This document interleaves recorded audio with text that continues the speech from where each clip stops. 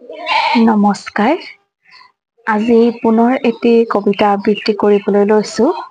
কবিতাৰ শিৰোনাম মোৰ দেশ ভাল। কবি সাহিত্যাচাৰ্য অতুল চন্দ্ৰ হাজৰিকা। সকলো দেশত কৰি মোৰ দেশ ভাল, চৰণত সেৱা যাৰ কৰোঁ চিৰকাল। ক'ত আছে এনে মাটি সোণৰ চপৰা, ক'ত আছে এনে পানী সুধাৰ নিজৰা,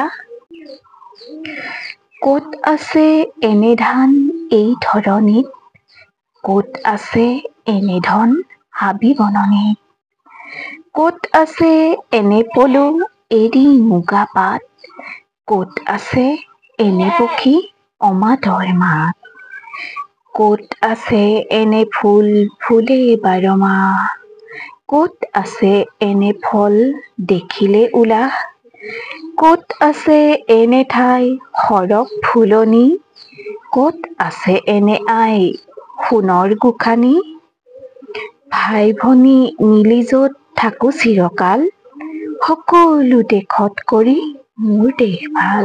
ধন্যবাদ।